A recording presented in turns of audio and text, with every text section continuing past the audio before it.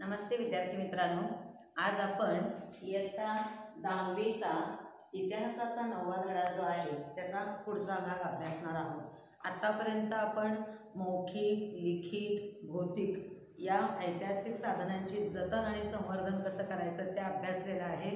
जगभरातली नावाजलेली संग्रहालये अभ्यासलेली आहेत, आपल्या भारतातील संग्रहालयांचा अभ्यास केलेला आहे आणि ग्रंथालय आणि अभिलेखागारे यांचा अभ्यास आपण केलेला आहे। आज आपल्याला कोश वाङ्मयाचा अभ्यास करायचा आहे। कोश वाङ्मय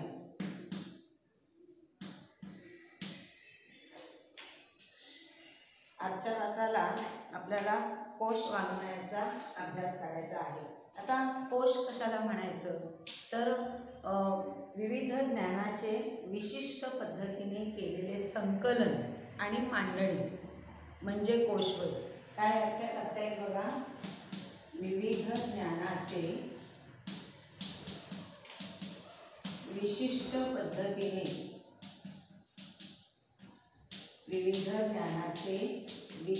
पद्धतीने केलेले संकलन आणि मांडणी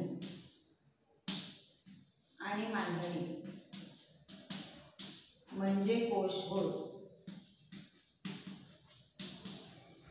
अशा प्रकारे आपल्याला कोशाची व्याख्या करता येईल। कशी व्याख्या करता येईल बघा, विविध ज्ञानाचे विशिष्ट पद्धतीने केलेले संकलन आणि मांडणी म्हणजे कोश होय। या कोशांमध्ये शब्दांचा, माहितीचा आणि ज्ञानाचा भांडार असतो, शब्दांच्या अर्थांचा संग्रह असतो, विविध ज्ञानाचा संग्रह त्यात केलेला असतो आणि विविध क्षेत्रातील माहितीचा संग्रह या कोशामध्ये केलेला असतो। या कोश वाङ्मयाचे एक उद्दिष्ट आहे, ते म्हणजे याचं उद्दिष्ट काय बघा, कोश वाङ्मयाचे एक उद्दिष्ट आहे की जी माहिती उपलब्ध आपल्याला झालेली आहे किंवा जे ज्ञान उपलब्ध झालेलं आहे त्या उपलब्ध ज्ञानाचं व्यवस्थापन करणे। बघा ह्याचं उद्दिष्ट काय, एक आहे उपलब्ध ज्ञानाचे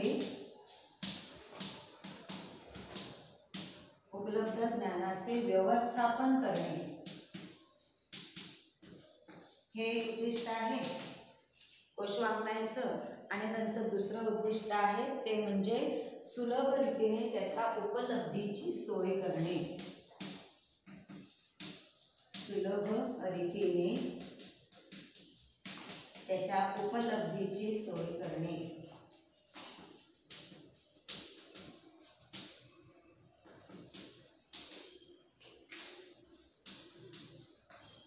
ही दोन उद्दिष्ट आहेत। एका लक्षात आपल्याला आज काय अभ्यासायचं आहे, कोश वाङ्मय अभ्यासायचं आहे। आणि कोश वाङ्मयाची आपल्याला व्याख्या कशी करता येते बघा, विविध ज्ञानाचे विशिष्ट पद्धतीने केलेले संकलन आणि मांडणी म्हणजे कोश, हे झाली कोशची व्याख्या। आणि ह्या कोशांची उद्दिष्ट काय आहेत तर दोन उद्दिष्ट आहेत बघा, उपलब्ध ज्ञानाचे व्यवस्थापन करणे हे एक उद्दिष्ट आहे आणि दुसरं उद्दिष्ट आहे सुलभ रीतीने त्याच्या उपलब्धीची सोय करून देणे, हे दुसरं उद्दिष्ट आहे। आता हे कोश वाङ्मय जे असतात त्याच्यात शब्दांचा, अर्थांचा संग्रह आहे, विविध माहितीचा संग्रह आहे, विविध प्रकारच्या ज्ञानाचा संग्रह आहे। इतकीही हे जे कोश आहेत किंवा हे जे कोश वाङ्मय आहे ते अतिशय महत्त्वाचं आहे।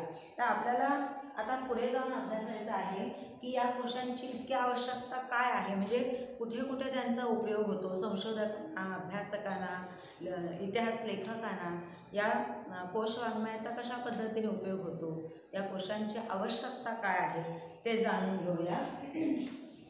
बघा हे जे कोश आहेत हे अतिशय आवश्यक आहेत, तर त्या आवश्यक का आहेत ते समजून घ्या। कोशांची आवश्यकता,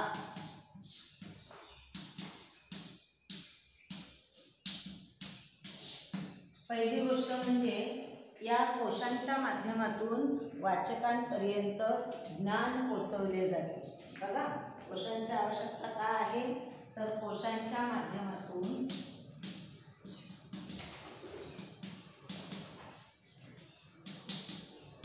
वाचकांपर्यंत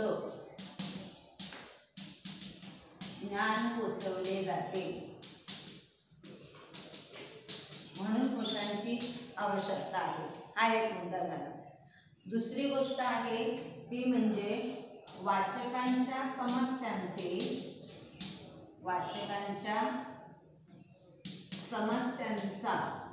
किंवा समस्यांचे सविस्तर निराकरण केले जाते किंवा होते, सविस्तर निराकरण होते. म्हणजे वाचकाला एखादा मुद्दा वाचताना अडला किंवा एखादा शब्द अडला किंवा एखाद्या माहितीचा त्याला काही अर्थ लागत नसेल तर अशा वेळेला या कोशांचा उपयोग केला जातो आणि कोशामधून त्या समस्येचा उलगडा होतो. वाचकाच्या मनात एखादा मुद्दा जर अडचणीचा वाटला, तो जर समजला नाही तर त्यावेळेला या कोशांचा उपयोग होतो आणि त्यांच्या त्या समस्यांचं निराकरण अगदी सविस्तर रीतीने कोशांच्या माध्यमातून केले जाते. त्याच्यानंतर तिसरी गोष्ट आहे ती म्हणजे वाचकांची जिज्ञासा पूर्ण करण्याचा प्रयत्न यातून केला जातो. वाचकांची जिज्ञासा पूर्ण करण्याचा प्रयत्न होतो.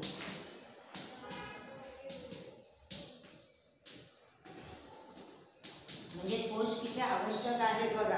वाचकांना वाचनाची जी आवड आहे, जी जिज्ञासा आहे वाचनाच्या संदर्भातली, ती या कोशांच्या माध्यमातून पूर्ण केली जाऊ शकते.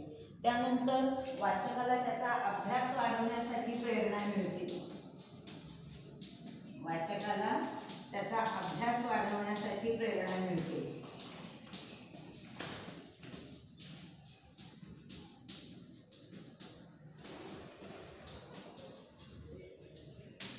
इतकंच नाही तर या कोशांच्या माध्यमातून जे अभ्यासक आहेत, जे संशोधक आहेत, त्यांच्या ज्ञानाचा जो पूर्वसंग्रह आहे तो उपलब्ध करून घेऊन अधिक भर पडते.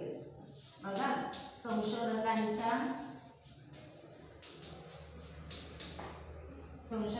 आणि अभ्यासकांच्या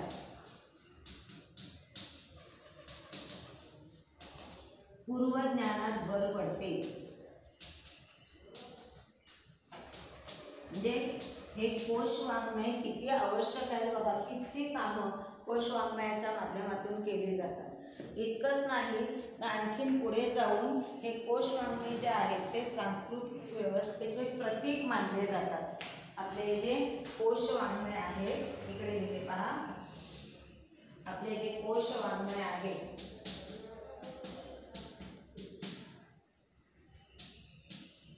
हे आपल्या संस्कृतीचे प्रतीक मानले जातात. सांस्कृतिक अवस्थेचे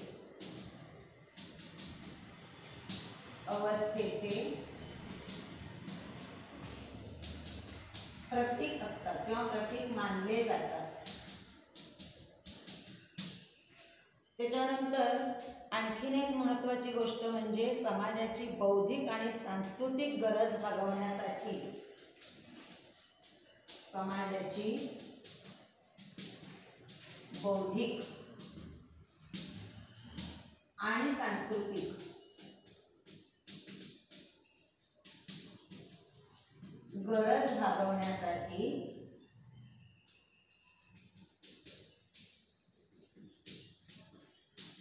हे कोश आवश्यक आहे.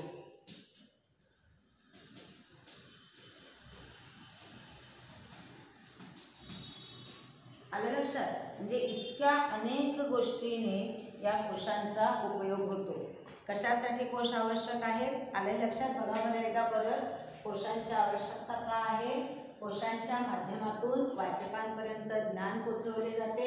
कोशांच्या माध्यमातून वाचकांच्या समस्यांचे सविस्तर निराकरण केले जाते. वाचकांची जिज्ञासा पूर्ण करण्याचा प्रयत्न केला जातो. वाचकाला त्याचा अभ्यास वाढवण्यासाठी प्रेरणा दिली जाते. संशोधकांच्या आणि अभ्यासकांच्या पूर्वज्ञानात भर पडते आणि हे जे कोश वाङ्मय आहे ते आपल्या सांस्कृतिक अवस्थेचे प्रतीक मानले जातात. शिवाय आपली जी समाजाची बौद्धिक आणि सांस्कृतिक गरज आहे ती भागवण्यासाठी अशा प्रकारच्या कोश वाङ्मयाची निर्मिती केली जाते. म्हणजे कोश वाङ्मय हे आपल्यासाठी किती आवश्यक आहे त्याचं हे उदाहरण आहे. ह्या इतक्या आणि यापेक्षा आणखीन अनेक गोष्टी कोश वाङ्मयामुळे आपल्याला साध्य होतात. विविध ज्ञानाची आपल्या बुद्धीत भर पडते, विविध शब्दांचे अर्थ आपल्याला कळतात, विविध माहिती आपल्याला त्याच्यातून उपलब्ध होत असते. त्याच्यामुळे हे कोश वाङ्मय जे आहे ते अतिशय आवश्यक आहे. त्याच्यानंतर हे कोश वाङ्मय जे आहे तर हे इतके आवश्यक असणारी बाब आहे. वाचकांच्या दृष्टीने, आपल्या समाजाची बौद्धिक गरज भागवण्याच्या दृष्टीने, समाजाची सांस्कृतिक गरज भागवण्याच्या दृष्टीने हे जे कोश वाङ्मय आहे ते अतिशय महत्त्वाचे आहे. मग ते महत्त्वाचे असल्यामुळे त्यांची जेव्हा रचना केली जाते, त्यांची जेव्हा बांधणी केली जाते तेव्हा ती तितक्याच वैशिष्ट्यपूर्ण अशा पद्धतीने बांधणी केली जाते. मग आता कोशांची किंवा कोश वाङ्मयाची वैशिष्ट्य कोणती आहेत, कोणत्या वैशिष्ट्याने अनुरूप अशी ती कोशांची बांधणी किंवा रचना केली जाते ते आपल्याला अभ्यासायचे आहे. बघा, आपण संकल्पना चित्राच्या स्वरूपामध्ये ही कोश वाङ्मयाची वैशिष्ट्ये मांडू शकतो. बघा, कोशांची वैशिष्ट्ये कोणकोणती कोशांची वैशिष्ट्ये आहेत ते आपण संकल्पना चित्राच्या माध्यमातून मांडू शकतो. पहा, अशा प्रकारे आपण ही वैशिष्ट्ये लिहू शकतो. इथे अचूकता हे कोश वाङ्मयाचं वैशिष्ट्य आहे. आत्ताच आपण पाहिले की कोश किती आवश्यक आहे वाचकांच्या दृष्टीने, संशोधकांच्या दृष्टीने, अभ्यासकांच्या दृष्टीने, सर्वसामान्य लोकांच्या दृष्टीने सुद्धा कोश किती आवश्यक आहे ते आपण आत्ताच अभ्यासले. त्यामुळे त्याची रचना करताना, त्याची बांधणी करताना ती काही वैशिष्ट्ये जी आहेत त्या वैशिष्ट्याने परिपूर्ण असेच ते कोश रचले जातात, त्याची मांडणी केली जाते. तर त्यातलं पहिलं वैशिष्ट्य आहे अचूकता. त्यानंतर दुसरं आहे नीटनेटकेपणा.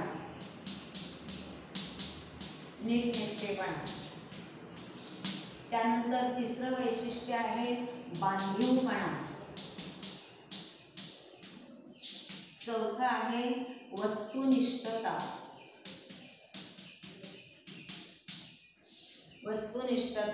आणि पाचवं वैशिष्ट्य आहे अद्ययावतता.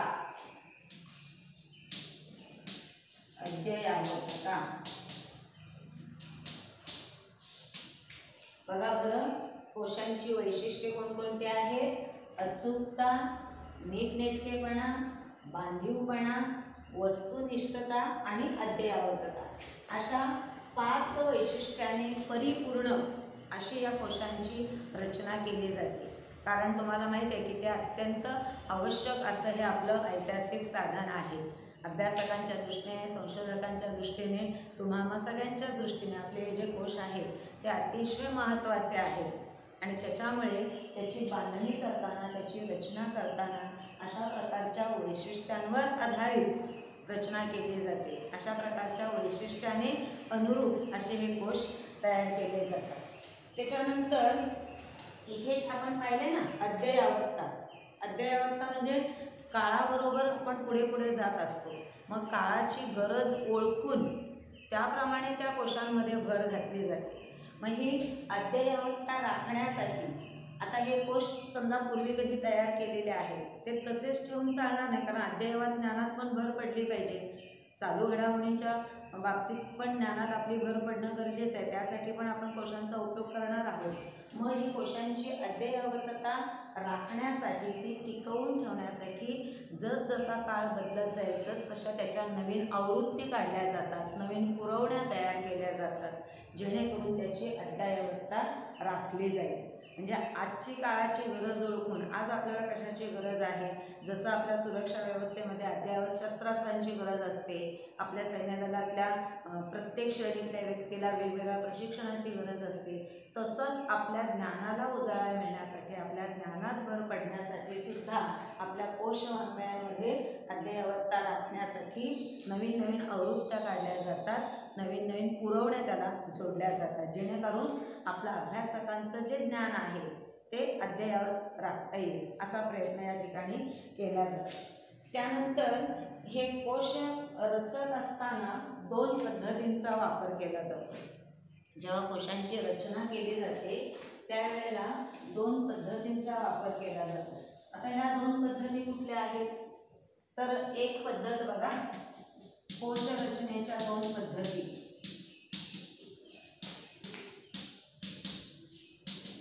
कोश रचनेच्या दोन पद्धती आहेत. एक आहे आकार विल्हे, आकार विल्हे, आणि दुसरी पद्धती आहे विषयानुरूप. अशा दोन पद्धती आहेत. एक आकार विल्हे आणि दुसरी विषयानुरूप आहे. आता आकार विल्हे म्हणजे काय, तर वर्णक्रमानुसार रचना केलेली असते. तुम्ही तुमच्या इंग्रजीमध्ये ते रायमिंग वर्ड अल्फाबेटिकली लावता ना, तशा पद्धतीने आकार विल्हे म्हणजे इथे वर्णक्रमानुसार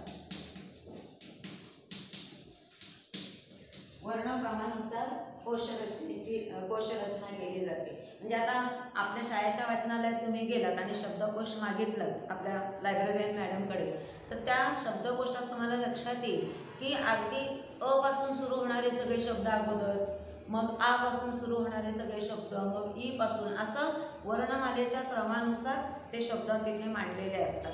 तर अशा प्रकारे आकार विल्हे म्हणजे वर्णमालेनुसार किंवा वर्णक्रमानुसार त्याची रचना केलेली असते.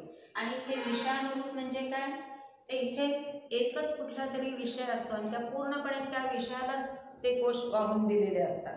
म्हणजे त्या एका विशिष्ट विषयावरच आधारित संपूर्णपणे सखोल माहिती अशी त्या कोशात असते. असे जे कोश आहेत ते विषयानुरूप रचना केलेले किंवा विषयवार रचना केलेले कोश आहेत. अशा या दोन ढोबळमानाने या पद्धती पाडलेल्या आहेत.